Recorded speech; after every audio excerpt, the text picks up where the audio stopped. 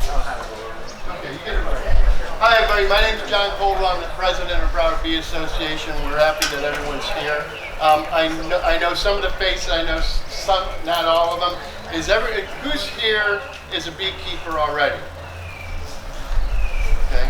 Who's a bee geek? I'm a beekeeper. Who wants to be a beekeeper or is interested? It's a really cool hobby.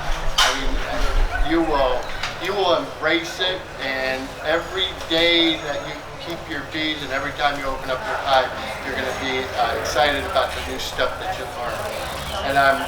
And we, as bee geeks and people that have been keeping bees for a while, love sharing our knowledge.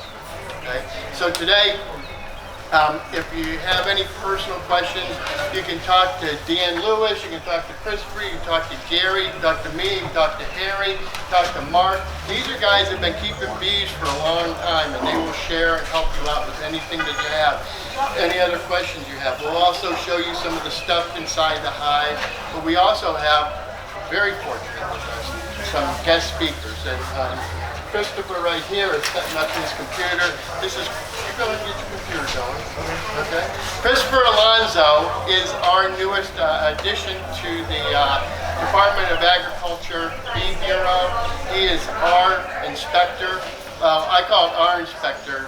The state of Florida has him covering Dade County, Monroe County, Broward County, Palm Beach County, Martin County, Collier County, Lee County. I mean, this is one guy that's trying to oversee and manage probably, 100,000 hives? More than that? Depends. The Department of Agriculture, when you become a beekeeper, he's going to teach you about registration and what you should do. Listen to what Christopher tells you to do, and being a registered beekeeper is a benefit. It's an extreme benefit, and it's worth $10, and you will get it back in tenfold. So, if you're ready, Christopher, this is Christopher Alonso. Thank you very much, Chris. Hello, how are you guys? Good.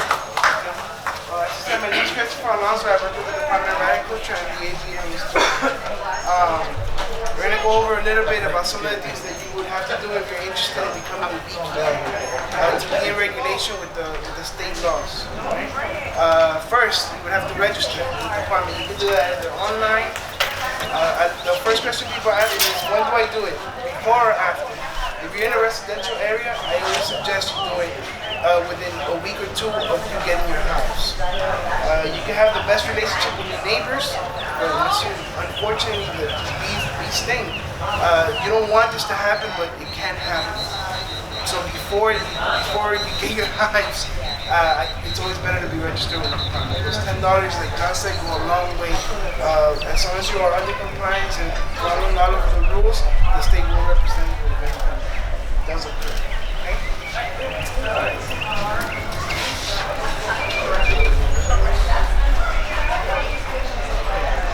We started apiary inspections in 1919, almost 100 years ago. When we first started, we had 10 inspectors. We're not very far from that. Right now, we're running with 12 inspectors. And we have quite an increased amount of backyard beekeepers and commercial guys than what we did 100 years ago. Right? Apiary inspection is a viral part of the Florida agriculture. Inspectors work to prevent the introduction and establishment of pests and diseases. Right? Florida's a hunting industry consistently ranked among the top 5 in the country. Annually, the honeybee industry is worth about $27 million. We contribute about $65 million to increase production numbers. That's in the stuff that we pollinate. So without bees pollinating, most of the foods that you can get at the supermarket for fruits and vegetables wouldn't be there.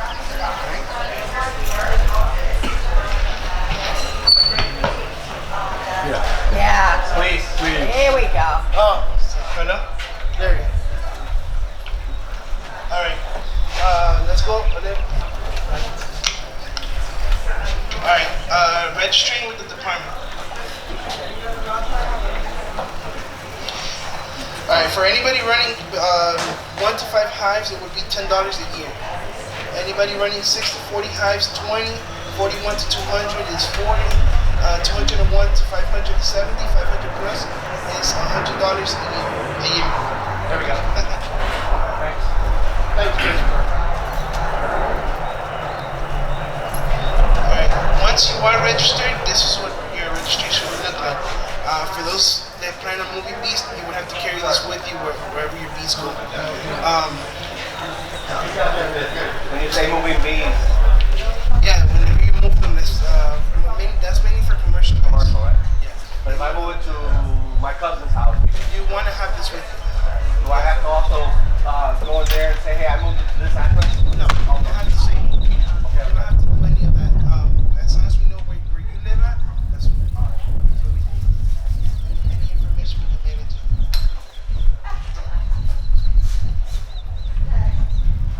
Okay. You can keep bees as long as there's not an association that prevents you from it. We do not overlook the associations. We can't change those rules. So if you, so you gotta look in the paperwork and make sure there's nothing there that says that you cannot keep bees. Sorry. Thanks, Chris. No problem. This is an example of a apiary in Palm Beach County. That's no. You see how? If you look in the farm, there's no fence there. So the state would require you to have a fence surrounding the apiary so that nobody can get to it directly. They would have to open a door or move the gate or something. You just can't walk right to it. Is that only Palm Beach? No, that's just an example. Like if you look in the back, there's no fence dividing from the neighbors, right? So then this is a way that you can keep bees because they do need to be fenced off. You have a fence around your whole property. Yeah, it wouldn't apply to you. This So would if you apply have a fence, you're okay. Yes, Or if you have a fence, you're okay. Sorry? If you already have a fence in your yard, You don't need this. Yeah, this is for the people that wouldn't have a fence around their Tree yards. barrier, hedge barrier. I know, but with our alleys, because of Yes, our alleys, 15 we feet. have a hedge or a tree barrier. All the way around. Meets requirements. 50 or 15? 15. That's what I thought. 15, please. If you have a 6-foot barrier, which we call a flyway barrier for the bees, then that wouldn't apply. Okay. So that's only if you don't have a 6-foot barrier. You would have to be 15 feet away from the fence. If we have a wooden fence, it still needs to be 15. No. If it's 6 foot tall, you can put them right against the You fence. can put it right against the fence. You don't have to worry about the 5-yard setback? No. No. No, that's only if you don't have a flyway barrier. Some people have shrubs. If you have shrubs around it, that would count as a flyway barrier too, as long as it's 6 feet tall. Any other questions? 6 feet tall or 15 feet away? One or the other. Yes. One or the other. One or the other. Got it. Regardless of 15 feet away, it does have to be fenced off.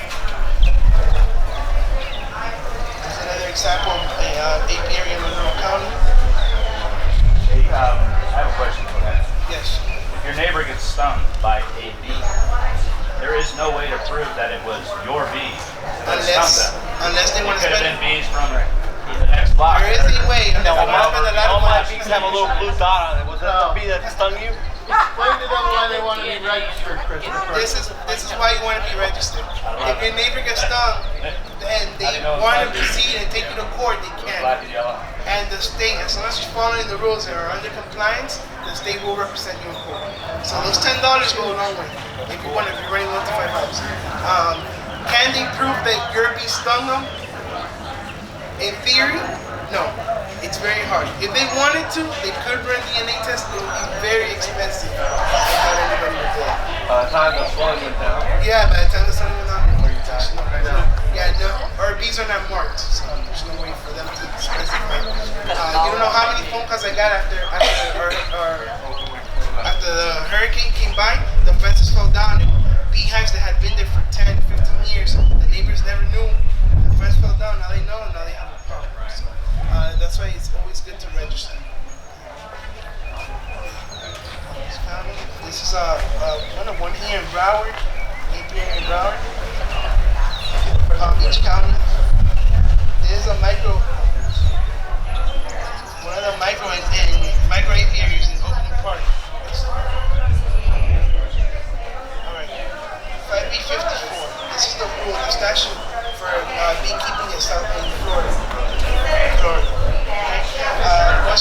a registered beekeeper, some of the people that are already beekeepers would get an FL number.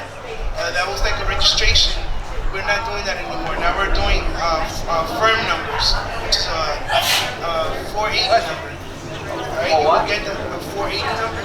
Okay. The 480. Yeah, you have both. Everybody has both. We're not doing FL numbers anymore. If you have your hives marked, don't remark them. Now we're doing the 480 numbers. We'll let you know if it does change. You have to mark your hives. Each hive has to be marked with your registration number. It has to be at least an inch, half an inch or larger. It needs to be visible to the public, to your neighbors or to the public. As an example, somebody just grabbed a sticker with a Sharpie and put it on there. As long as the numbers are on there and it's visible, it's fine with the department.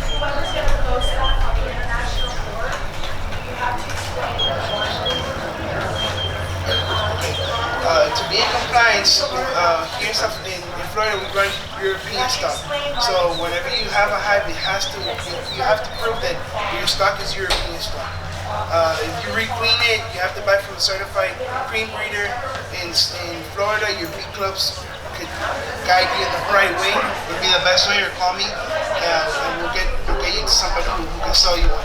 But you have to have European stock. How would you know if you're European or not? Let's say you don't have that information. If you're buying your queens, they will be.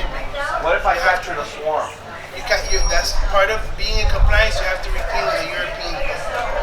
You have to buy from a certified queen breeder. Oh wow. So for those of you catching swarm right now, it's swarm season. Each swarm needs to be requeened with a European stock queen. Oh wow. Yeah, to be in compliance with the state is the only way that we will know that you're running European stock. Can you repeat that? If you're catching swarms, you have to requeen with a European queen from a dealer, somebody who sells European queens. Yeah, they'll be certified from the state saying that they have European stock. We have a problem with Africanized bees, and they're very mean. Yeah. So to keep don't want that. be good neighbors, people living next door, we don't want to keep mean hives. So we want to keep European hives, so they're more docile. So we want to replace the queen when we get wild hives. Wild. Yeah, and even our commercial guys or backyard beekeepers, nobody likes to work mean bees. Everybody tends to follow these rules, but we have to enforce them. Yes. So if you get a swarm, Yes. and it's a mean swarm because the queen, put a European queen in there, does it make everybody be nice? No, but the lifespan of a bee is about 21 days, right? So that you have about a month. By the time the cycle goes around, she'll have new brood and new eggs, and those new babies will come out. Those will be European stuff. We'll trick the Africanized bees into raising European bees. Yeah, they'll raise them. Wow. They do it. I heard that also. She also tells us. I don't know, maybe. No. No, just has some changes to the. Okay. Any other questions? But the male that mates with her, does she already come mated? Yes, she does mate. Well, if you buy from a certified queen breeder, then you can buy them mated or not. Okay. If you're requeening a swarm, you're usually gonna buy a mated queen. Yeah. Yes, sir. If my hives swarm and I split them and I have queen cells in one, do I have to, and then she goes out and mates and comes back to my hive, do I have to requeen her, that hive? In theory, yes. Okay, thanks. That's what I wanted to hear, thank you. Yeah. Even if you got your own swarms, to be in compliance, even if it is your own swarm, you have to be. Once she gets thrown out of the house, she has to stay out. Yes. That was a trick question, Christopher. All right. There's a lot more. With the department, the two things that we're looking for are Varroa mites and American fava. If we do find American fava in any of your hives, we have to burn them. The only way to get rid of that is burning the whole hive with the bees in there and everything. You would be under quarantine for 30 days, the rest of your hives, and after 30 days sure to come back, and if we find any more American Fabric, that would be great at that time.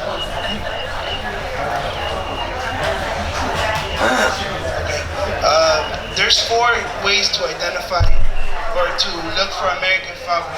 For newbies, the easiest way would be the toothpick, the roper. You get a toothpick, you go to the cell that you suspect has American Fabric because of the color. You turn it in the cell.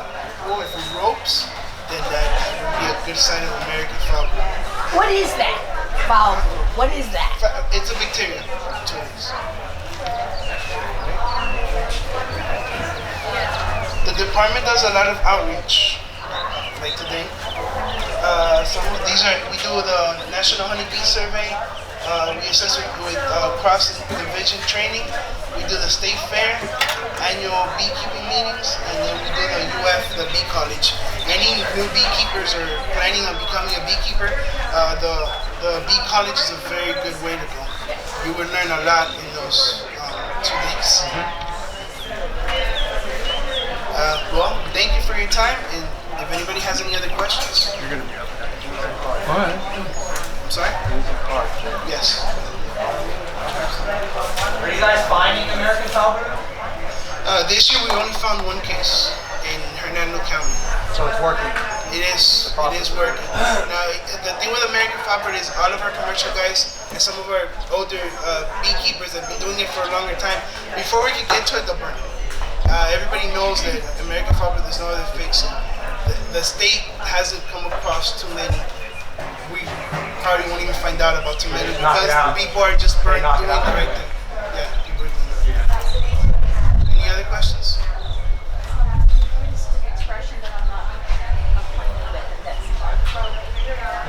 Microaviary. John is up. We're not going to talk about that next. We'll give you a more detailed, thorough explanation of that program, okay? Yes, sir. Are you reaching out to these cities and letting them know what the statutes are relative to backyard beekeepers? The reason for my question is I put a hive in my backyard, and of course the neighbor then said, no, you can't have a hive.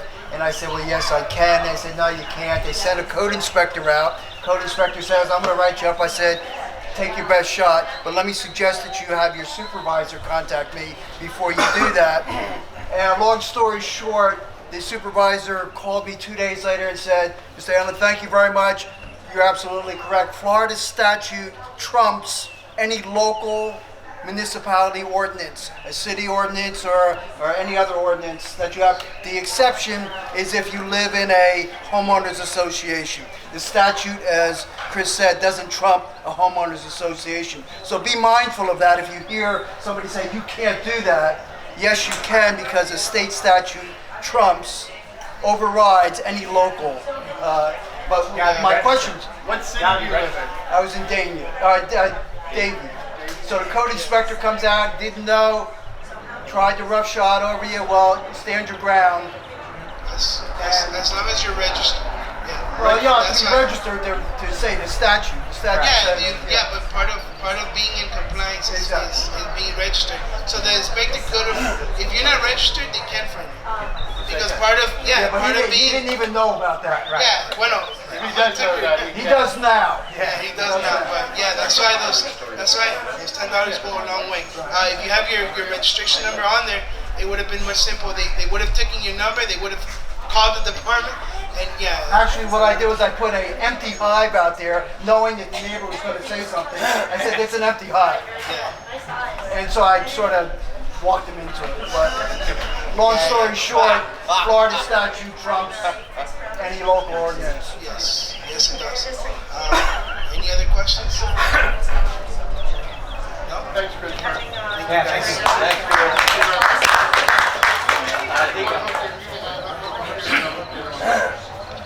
Can you hear me? All right, okay. What? Hey. We haven't even opened the bar yet, okay? Me and this guy are gonna get along fine. A couple things about what Christopher was talking about. In general, Broward County, most of the code enforcement officers already know what Tom, right? Bill was talking about. But they also do know the rules, Meaning, like in Hollywood, I know an actual story where the inspector comes up and when he gets a complaint, he goes to the residence and then he goes, looks at the hive and he'll look for the FL number or the firm number now. If you go online and you type in like freshfromflorida.com registered beekeepers, every beekeeper in the state is on that. And if you're not registered, then that inspector will give you a hard time, and you could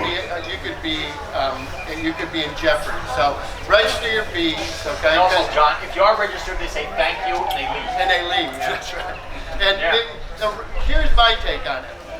A registered hive, a registered managed hive has livestock in it. An unregistered, unmanaged hive is a pest. So, and the state looks at it that way. So, if you're a registered beekeeper, you're keeping livestock, and it's the statutes under livestock nuisance lawsuits that protects you. So, what Christopher was talking about, if your neighbor gets stung and somebody wants to litigate with you, the state will represent you.